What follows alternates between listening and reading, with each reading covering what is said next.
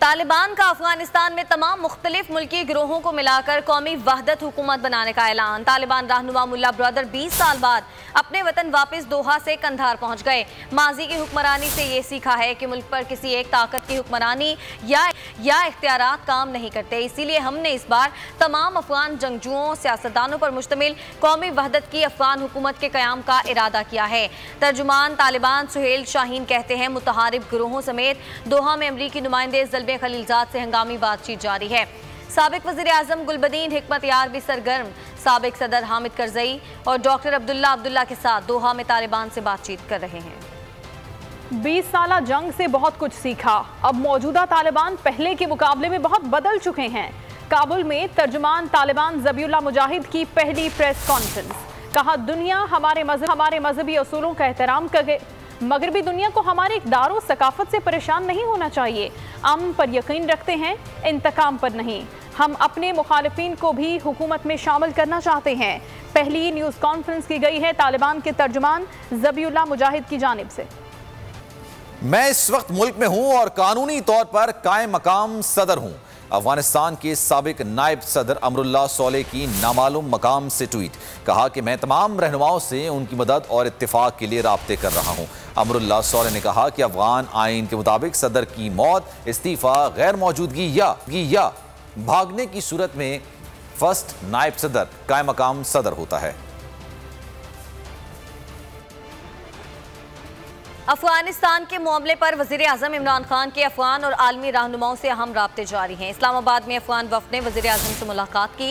वज़ीर आज़म ने वाज़ेह किया कि अफगानिस्तान में अमन की ख्वाहिश पाकिस्तान से ज़्यादा किसी की नहीं हो सकती। वज़ीर आज़म से तुर्क सदर और बरतानवी वज़ीर आज़म ने भी राब्ता किया। बातचीत में अफगानिस्तान की ताज़ा सूरत हाल ज़ेर गौर आई। डेनमार्क के वज़ीर आज़म ने भी इमरान खान को फ़ोन किया। काबुल से शहरियों के इनखला में मदद देने पर पाकिस्तान का शुक्रिया अदा किया। वज़ीर इत्तलात फवाद चौधरी का कहना है कि तालिबान को तस्लीम करने पर तनहा फैसला नहीं करेंगे। काबीना इजलास के बाद मीडिया ब्रीफिंग में फवाद चौधरी ने कहा कि खित्ते और इलाकाई ममालिक से मुशावरत कर रहे हैं। अफगानिस्तान के गिरोहों से भी राब्ते हैं। अशरफ गनी को कहा था कि आप तनहा हुकूमत नहीं कर सकते। अफगानिस्तान में तब्दीली आई है लेकिन कोई खूनरेजी का वाक़या नहीं हुआ। उन्होंने कहा कि हुकूमत ने यकसा निज़ाम तालीम का वादा पूरा कर दिया।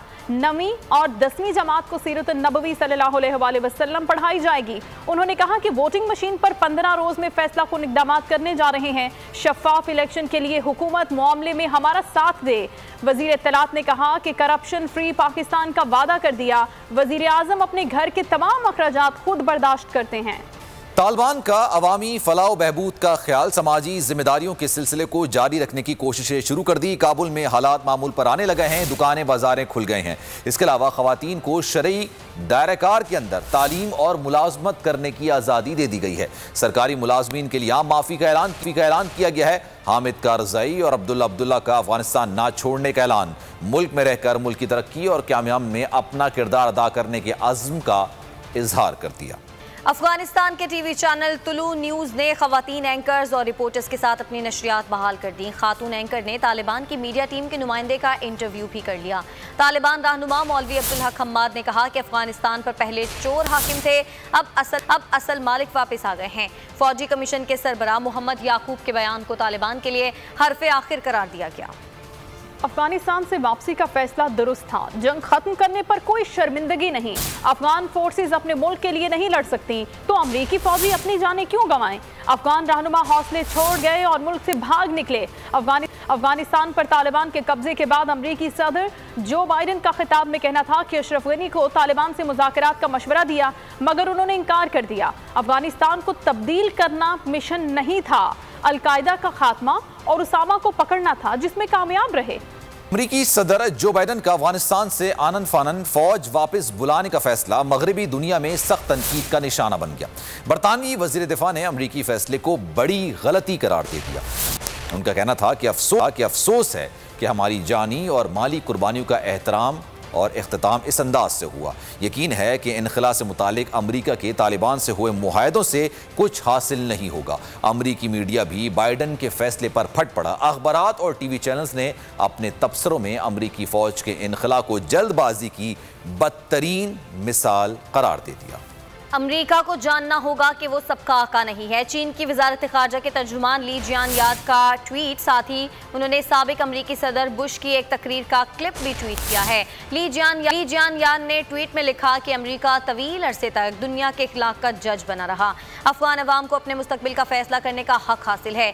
ली जियान ने अमेरिका के 1975 में वियतनाम से फरार और 2021 में काबुल से रवानगी की तस्वीर भी शेयर की है। तस्वीर का उन्वान दिया है, तारीख खुद को दोहराती है।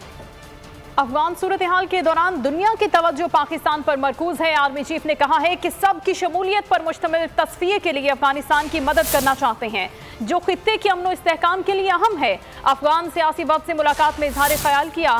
Joint chief of staff committee general Nadeem Raza और एयरबेस से Saudi chief of general staff general Fayyaz bin Hamid Ruwaili की मुलाकात। अफगानिस्तान की सूरत हाल और पाकिस्तान से बाहमी ताल्लुकात पर तबादला ख्याल किया गया।